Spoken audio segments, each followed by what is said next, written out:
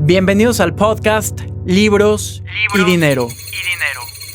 ¿Quieres saber qué tienen en común los atletas olímpicos, los músicos extraordinarios y los emprendedores más exitosos?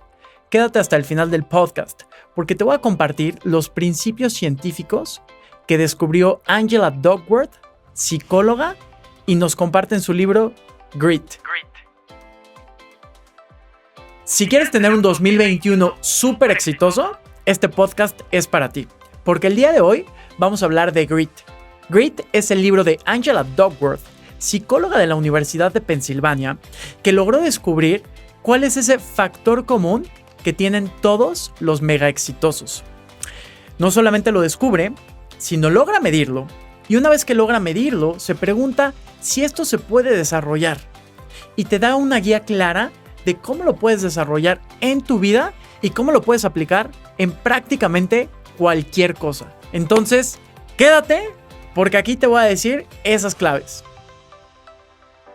Quiero decirte que este es uno de mis libros favoritos. Y aunque me gusta mucho leer autores como Tony Robbins, Robin Sharma, que te comparten como estas historias que, pues, como muy apasionadas o que te pueden dejar como algo interno muy padre, esto es algo totalmente distinto. Y creo que la diferencia tiene que ver con que este es un libro que tiene respaldo científico. ¿Qué es esto? Que no solamente te hablarán de un caso particular de éxito, sino que es algo que puede ser replicable y que tiene principios muy bien medidos y muy bien argumentados. Angela Duckworth empieza con esta curiosidad, de cómo es que hay gente que persiste ante la adversidad y gente que no. Como siempre, en Libros y Dinero te voy a dar 3 ideas, que son esas 3 ideas que salen de lo convencional. Son las ideas que a mí me sorprendieron y que creo que a ti te sorprenderán también. Cuando conozcas estas 3 ideas, aprenderás algo nuevo, romperás paradigmas y podrás aplicarlo en tu vida. Antes de entrar a las 3 ideas, te platico cómo es que Angela Duckworth descubrió este factor de éxito. Ella nos habla de un lugar que se llama West Point. West Point es la academia militar más exigente de Estados Unidos y probablemente del mundo. Entrar a Harvard es pan comido en comparación a entrar a West Point. A ver, al igual que en Harvard, en West Point te piden las calificaciones más altas en el SAT y en el ACT. ¿Qué son? Estas son pruebas estandarizadas de admisión para las universidades en Estados Unidos. Te piden los puntajes más altos, igual que en Harvard. Pero te voy a decir 3 cosas que en Harvard no te piden y en West Point son requisito. Necesitas una recomendación de un miembro del Congreso, o un senador, o el vicepresidente de Estados Unidos. Empiezas a aplicar desde temprana edad, desde el 11º grado. Y además necesitas pasar pruebas físicas súper demandantes. Tu condición física tiene que ser sublime. Tienes que tener un desempeño físico extraordinario. Tienes que hacer muchísimas push-ups. Les digo push-ups porque en México les decimos lagartijas y no sé cómo le digan en tu país, pero son estos ejercicios que hacen que trabaje el pecho y los brazos. Estos ejercicios que son muy comunes entre los militares. Tienes que hacer muchísimos pull-ups, colgarte en la barra y hacer repeticiones interminables. Tienes que tener una condición brutal para correr y para nadar. Entonces, estas cosas no te las piden en Harvard. Además, el nivel de competencia es altísimo. Cada año aplican muchísimas personas. Aplican 14,000 personas. De esas 14,000 personas, solamente 4,000 pasan a la siguiente fase. Son nominados. De esos 4,000, solamente 2,500 dan el estándar físico. Cumplen con el desempeño físico. Y de esos 2,500, solamente admiten a 1,200. Y de esos 1,200 que son admitidos, lo sorprendente es que 1 de cada 5 abandonará West Point a las pocas semanas. Angela Duckworth se preguntó, ¿cómo es posible que gente que tiene estándares extraordinarios y que además trabajó durante años para ser admitido en un lugar abandonara a las pocas semanas. Entonces, ¿cuál es la diferencia entre esos cadetes que abandonan y esos que permanecen? Angela Duckworth llevó esta pregunta incluso a otros campos. Entrevistó a líderes en negocios, en arte, en deporte, en periodismo, en medicina e incluso derecho. Y les preguntó, oye, ¿quiénes son los mega exitosos en tu campo? ¿Qué características tienen? ¿Y qué consideras que los hace tan especiales? Obtuvo una gran variedad de respuestas, muy diversas y algunas muy específicas. Por ejemplo, en los negocios, obtuvo respuestas como, ¿sabes qué? Los mega exitosos en los negocios son gente que es capaz de correr riesgos financieros de millones de dólares, calcular el riesgo y aún así son capaces de dormir todas las noches. Pero encontró un factor común entre todos ellos. Angela Duckworth lo define como pasión y perseverancia. Y pasión lo explica como esa pasión que es muy distinta a la intensidad. No es esa pasión que nos da chispazos de intensidad, sino una pasión que tiene que ver más con permanencia. Esa pasión que tiene que ver con duración. Es esa pasión que te hace permanecer en una actividad a través del tiempo, que te hace ser constante hasta que eres muy bueno en lo que haces. Y perseverancia se refiere a esa capacidad de ser resiliente, esa capacidad de seguir adelante a pesar de las adversidades. Una vez que encuentra este factor, a la suma de pasión y perseverancia, Angela le llama grit. Y una vez que se da cuenta que aplica en todos los ámbitos de vida, se hace la siguiente pregunta. Y es, ok, esto es lo que ellos dicen, ¿es verdad? ¿Y se puede medir? Y entonces, cuando se pregunta si se puede medir, ella hace algo que se llama Grit Scale o la escala de Grit. Que si te interesa saber cuál es tu nivel de Grit, cuál es tu nivel de pasión y perseverancia en la vida, te voy a dejar una liga en mi Linktree de Instagram. Me puedes buscar como Luis Cuevas 360 y ahí te voy a dejar varios PDFs que voy a estar compartiendo en el podcast. Este primero, la escala de Grit, te va a ayudar a ver cuál es tu nivel de pasión y perseverancia en la vida. Y no te preocupes, cualquiera que sea el resultado, quiero que sigas escuchando el podcast.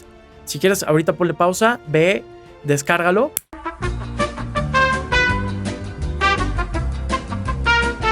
Pero no te preocupes, cualquiera que sea el resultado, lo que viene va a ser positivo. Ok, esta escala de Grit, Angela Duckworth la usa para medir el nivel de pasión y perseverancia. Ok, ¿y cómo puedes saber que esto es exitoso? Pues lo primero que hace es, la utiliza para saber o para pronosticar cuál es el nivel de permanencia de los cadetes que entran a West Point. Y entonces dice, quiero saber quiénes son los cadetes que van a permanecer y quiénes son los que van a abandonar. Y curiosamente tuvo una predicción bastante exacta de quiénes serían los que podrían abandonar. West Point ya tenía distintas pruebas que habían implementado para tratar de medir este nivel de deserción entre los cadetes y ninguna había sido tan exitosa como esta escala de Grit. Esta escala de Grit, una vez que confirma que aplica a distintos campos de vida, se vuelve una de las piezas fundamentales dentro de su investigación. El libro de Grit se divide en 3 partes. Este libro de Grit tiene la primera parte en la cual te explica qué es el Grit y cómo puede medirlo. Es esto que hablamos de West Point. La segunda parte del libro de Grit tiene que ver con cómo puedes desarrollar el Grit para tu vida. Cómo tú lo puedes desarrollar. Y la tercera parte del libro tiene que ver con cómo es que puedes inculcar el Grit en otras personas. Esto funciona increíble para los que son papás, para los que somos papás, para los que son coaches, los que son profesores, para los que son líderes dentro de una organización. Esta tercera parte está increíble. De estas 3 partes he tomado 3 ideas, que son estas ideas que hacen que mi mente explote y que digo wow y que tengo historias y casos que son inolvidables, ¿va? Te voy a decir las 3 ideas. La primera idea tiene que ver con algo que yo había malentendido y tal vez a ti te ha pasado. Yo siempre pensé que muchas horas de ejecución en algo que muchas horas de práctica me iban a llevar a tener un resultado extraordinario. O sea, que si yo le dedicaba suficiente tiempo a una actividad, iba a ser muy bueno en algo. ¿Y qué crees? La evidencia científica nos dice que no es suficiente. 10,000 horas de práctica no son suficientes. Idea número 1. 10,000 horas de práctica no son suficientes. La idea número 2. La idea número 2 tiene que ver con algo que Angela Duckworth llama esperanza. Y nos habla no del tipo de esperanza que nosotros relacionamos con creer que las cosas estarán mejor, sino con esta esperanza en la cual tomamos un rol 100% proactivo y no creemos que las cosas serán mejores. Hacemos que las cosas sean mejores. Por más que leas de este concepto, por más que lo entiendas con un proceso lógico bien argumentado, hay ciertas raíces o ciertas cosas que están en ti que probablemente no te hagan actuar de la manera que quieres. Entonces, ¿cómo puedes romper esta psicología y desarrollar esta esperanza en ti? Esa es la segunda idea. ¿Cómo puedes desarrollar esperanza? Y la tercera idea, esto me cae como anillo al dedo. Soy papá, tengo 2 bebés. Si eres papá, tal vez te identificas. Si no lo eres, piénsalo en estos casos en los cuales quieres enseñarle algo a alguien más. Muchas veces creemos que cierto estilo de paternidad es el correcto. Entonces, ¿qué pasa? ¿Te conviene ser un papá con estándares elevados y ser muy exigente? ¿O te conviene ser un papá muy amoroso y que le da todas las libertades a su hijo? Idea número 3. ¿Qué tipo de paternidad es el correcto? Idea número 1. 10,000 horas de práctica no son suficientes. Angela Duckworth no solo midió el grit, sino descubrió cómo desarrollarlo. Y para desarrollarlo, tienes que enfocarte en 4 aspectos. El primero es el interés. El segundo es la práctica. Y de este es del cual te quiero hablar en esta idea. 10,000 horas de práctica no son suficientes. ¿Qué pasa cuando piensas en experiencia igual a excelencia? Alguien que durante muchos años trabajó y de repente se volvió extraordinario o es un super máster en lo que hace. Cuando Angela empieza a estudiar esto de práctica, se pregunta si la gente exitosa alcanza un alto nivel de desempeño por el tiempo o por la calidad del tiempo invertido en la práctica. Y entonces busca datos. Angela Duckworth llega a Anders Ericsson. Y Anders Ericsson es un psicólogo cognitivo que ha dedicado su vida a estudiar cómo es que los expertos adquieren habilidades de clase mundial. Ha estudiado atletas olímpicos, jugadores de ajedrez chess masters, reconocidos pianistas de concierto, prima bailarinas, golfistas PGA, campeones de Scrabble y expertos radiólogos. Y sí, ambos coinciden en que los expertos necesitan mucho tiempo de práctica, muchas horas de práctica. En los estudios de Ericsson nos dice que los mejores violinistas de la Academia de Música Alemana acumulan 10,000 horas de práctica. Esto aplica en la música y en muchas otras cosas.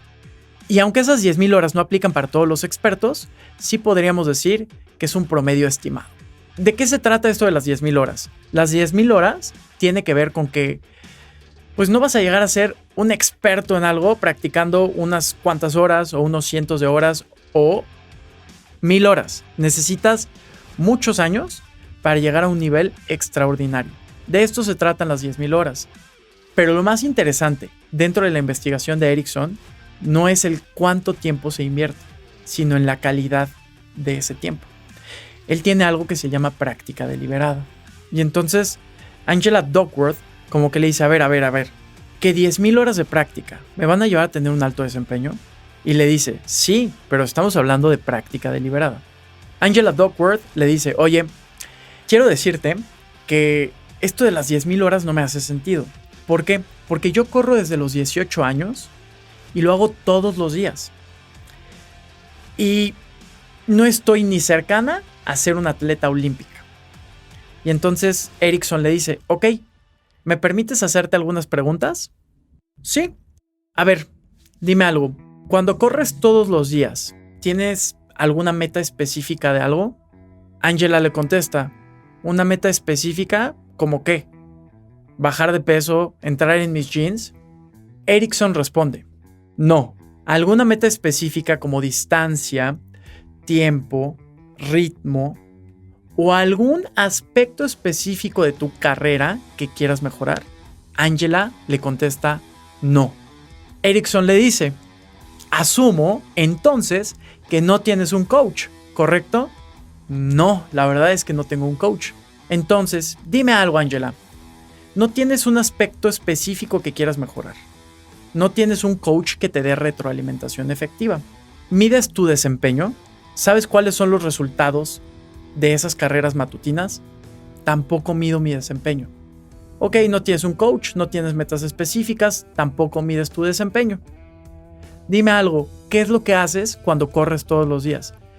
Pues me pongo los audífonos y muchas veces escucho cosas de neurociencias y neurobiología.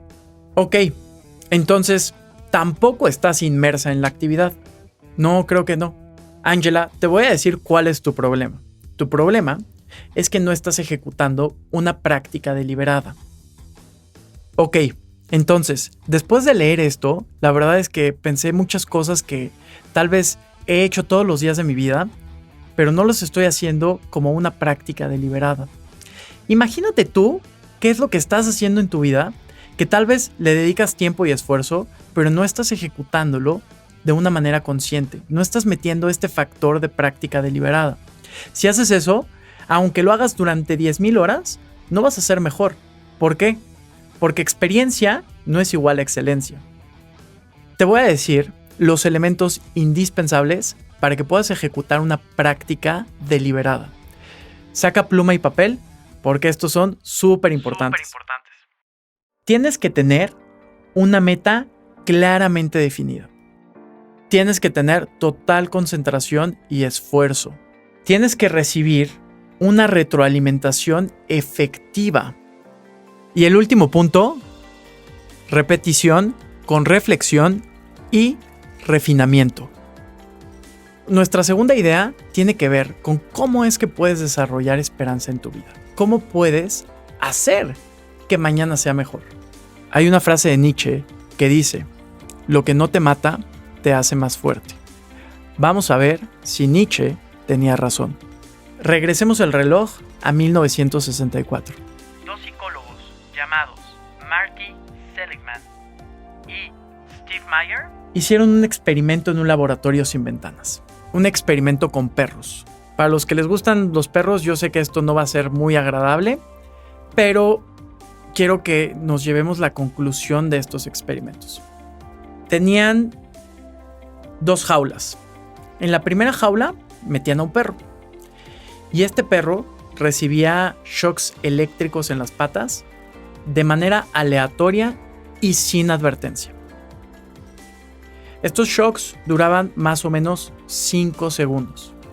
5 segundos de sufrimiento. El perro podía parar estos shocks.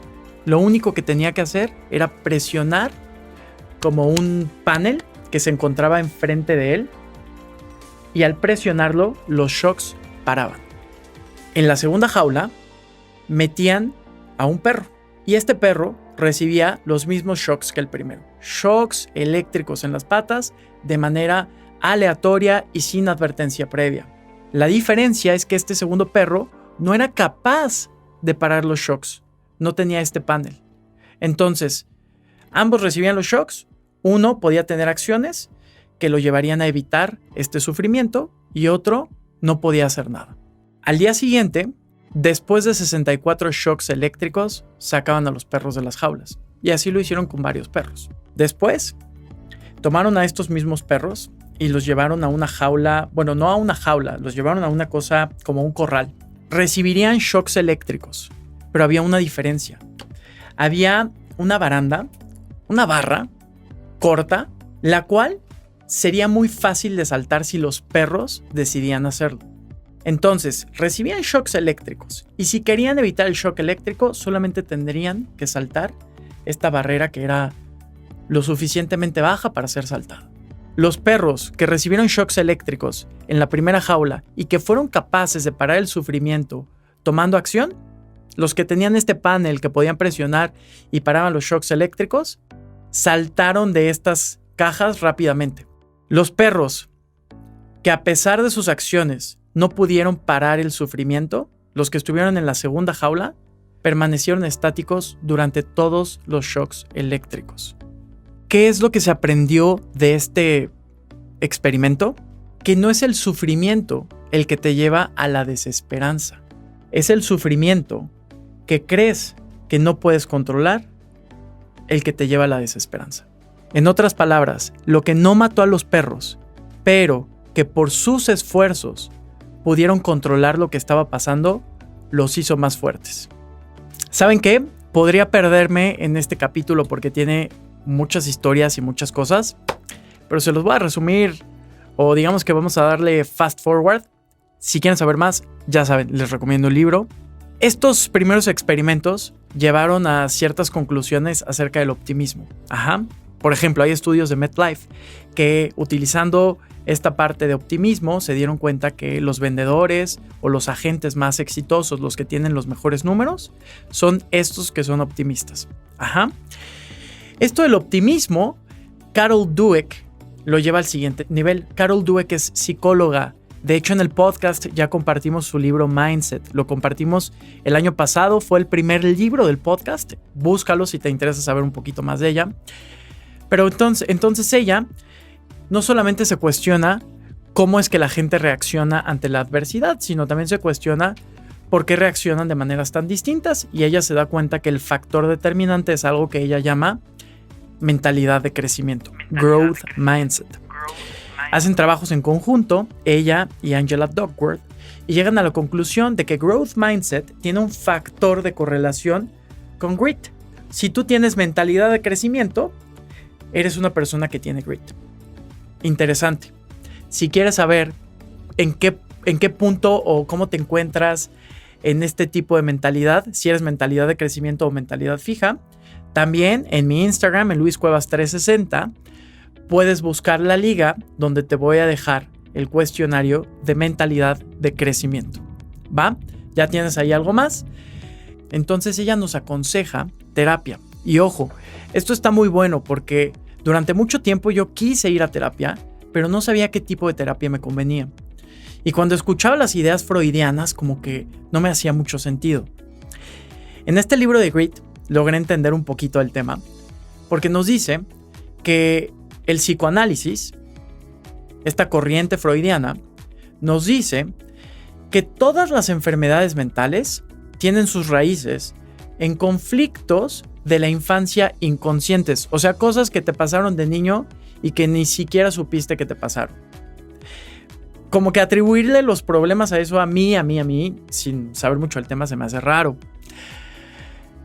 Pero ella propone otro tipo de terapia. Ella propone la terapia cognitivo-conductual, que te cuenta ahí un poquito de contexto de cómo surgió esto, está padre. Pero el resumen es, la terapia cognitivo-conductual se centra en el presente y cree que puedes resolver conflictos enfocándote en tus conductas, en el hoy. Y que aparte, estos problemas pueden ser conscientes. Está muy interesante. De hecho, como yo no sé mucho del tema, ahí busqué ayuda y conseguí algunos contactos de psicólogos que se dedican a este tipo de terapias. Voy a probarlo. Creo que puede ser algo muy bueno. Es de las cosas que me llevó el libro. Entonces, a desarrollar esperanza, a trabajar en acciones concretas que nos pueden llevar a estar mejor. Vamos a la tercera idea. ¿Qué tipo de paternidad es mejor? Esto es de la tercera parte del libro de Angela Duckworth. Ojo, esta es la parte, digamos, no tan científicamente contundente, porque son estudios que apenas se está explorando. Pero como ella dice, oye, tengo hijos pequeños, tengo hijas pequeñas, tengo que empezar a ejecutar, aunque no exista la evidencia científica sólida. Y entonces ella se pregunta qué tipo de paternidad es mejor y empieza el debate. Llega a 2 personajes. Uno de estos personajes, referido por estos abogados de esta paternidad old fashioned, como muy estricta, sugiere a Steve Young. Para los que son fans del fútbol americano, seguramente lo ubican. Es un quarterback rompedor de récords. Sus papás son mormones. En sus rutinas diarias incluía leer la Biblia antes de la escuela y estaba absolutamente prohibido maldecir o tomar alcohol. Los abogados de una paternidad mucho más liberal le sugirieron a Angela Duckworth que investigara sobre Francesca Martínez. Francesca es británica y es una stand-upera muy reconocida. Sus papás son tan liberales que a los 16 años, cuando ella decidió dejar la escuela, ellos ni siquiera parpadearon. Entonces, vamos a ver qué tipo de paternidad es mejor y vamos a ver estas 2 historias que nos van a ilustrar este ejemplo bien. Angela Duckworth entrevista a los papás de Steve Young y entonces pues ella se los imaginaba como así súper serios, súper rígidos y súper duros. Y en realidad bastante agradables, incluso un poco bromistas. La recibieron en su casa, platica con ellos y le cuentan algunas anécdotas. Una de ellas, por ejemplo, es una en la cual Steve Young en la universidad, que no estaba ni siquiera cercano a ser titular en el equipo, desesperado porque todos los días lo utilizaban como dummy para tacleadas, le marca a su papá y le dice: oye papá, ya no puedo más, estoy devastado, estoy destrozado, el cuerpo me duele cuando duermo, ya quiero regresar a la casa, por favor, déjame ir contigo a casa. Y el papá le contesta: ¿sabes qué, hijo? Puedes hacer lo que quieras, pero si abandonas, a esta casa no regresas y a mí no me vuelves a ver, porque yo no estoy dispuesto a recibirte ni a vivir con fracasados. Yo sé que puedes, solamente es cuestión de que te apliques. ¡Pum! Es una de esas historias que dices: oye, qué fuerte, pues interesante. Otra de las historias tiene que ver con una temporada de béisbol cuando Steve Young tenía 8 años, jugaba béisbol y no había logrado un bateo. Entonces, ¿qué es lo que hace su papá? Una noche de invierno le dice: ok, acabó el torneo, vamos a practicar. Y toda la noche estuvieron practicando hasta que logró ese bateo. Muy duro. El papá de Steve Young es tan intenso que cuando estuvo en el gimnasio de YMCA, alguna vez lo retaron a una competencia de sentadillas. Y cuando el número de sentadillas se había llegado a 1000 y su contrincante abandonó, él siguió hasta que logró hacer 10,000 sentadillas. Así de intenso es este hombre. Pensaríamos que es bastante duro y que es alguien muy estricto. Sí lo fue, pero algo que descubrió Angela en la entrevista con ellos es que son padres muy amorosos y aunque tienen estándares muy altos, siempre estuvieron ahí para apoyar a su hijo. Steve Young recuerda que de niño alguna vez recibió un golpe ilegal y recuerda a su mamá en el partido tocándole el hombro al niño que lo golpeó y diciéndole: ¿sabes qué? Es la última vez que le pegas a mi hijo así, no puedes estar pegando así. Son de esos recuerdos que se quedan para siempre. Siempre lo acompañaban a las prácticas, lo llevaban a los partidos, lo impulsaban. Los papás de Steve Young tenían estándares altos y cuando el papá le dijo que no podía regresar a su casa, cuando quiso desertar en la universidad, lo único que estaba haciendo era decirle: oye, yo sé lo importante que esto es para ti. Es por eso que no voy a permitir que abandones tus sueños tan fácilmente. Todo lo que su hijo hizo siempre fue algo que él decidió, nunca fue impuesto. Incluso en esta llamada telefónica le dijeron: haz lo que tú quieras. El papá le dijo: haz lo que tú quieras, pero conmigo no vas a regresar. Era una forma de decirle: es tu decisión, pero no vas a tener mi apoyo para abandonar algo en un momento difícil y algo que tú quieres. Este tipo de paternidad es la paternidad que tenían los papás de Steve Young. Bien, ahora vamos al lado más liberal. Francesca Martínez. Francesca Martínez tenía un problema que le complicaba el habla e incluso un poco la movilidad. Ella quería ser estandopera. A los 16 años, en la preparatoria, un consejero vocacional le dijo, oye, ¿sabes qué? Mejor dedícate a la informática porque la informática es para ti, Ella no quiso ese camino y abandonó la escuela. Esta mujer siempre fue muy libre, podía salir con sus amigos, tomar alcohol desde adolescente sin problemas. Pero sus papás también estuvieron ahí para apoyarla. Todo el tiempo, si ella quería hacer algo, los papás sabían que con el suficiente apoyo, ella iba a llegar a ser algo grande. Y así fue. Francesca es una de las estandoperas más grandes. ¿Cuál es la conclusión de esto? Angela Duckworth nos habla de un tipo de paternidad. Ella lo llama wise parenting. Esta paternidad es esa paternidad en la cual les das apoyo y eres demandante. Este es el tipo de paternidad que hará que tus hijos tengan un mejor desempeño. Porque al mismo tiempo les estarás exigiendo, pero los estarás apoyando. No vas a ser ese padre distante que quiere calificaciones de 10 sin escuchar lo que ellos quieren y sin estar ahí para apoyarlo en el proceso. 2 prácticas que me llevo de este tipo de paternidad. Hay una regla que me encantó. Angela Duckworth la implementa con sus hijas y le llama la regla de la cosa difícil. ¿Qué es esta regla? En una de las conclusiones de estos estudios de paternidad, pues se da cuenta que hay un factor de correlación entre actividades extracurriculares y éxito de largo plazo. De hecho, en Harvard consideran muy importantes las actividades extracurriculares en su proceso de admisión. Por cierto, hay una historia ahí en el libro. El cuate que lleva estos procesos de admisión también se entrevista con Angela, le comparte info de esto. Está padre, pero al punto que quiero llegar es: actividades extracurriculares logran estos altos estándares y logran hacer que nuestros hijos persistan a pesar de la adversidad.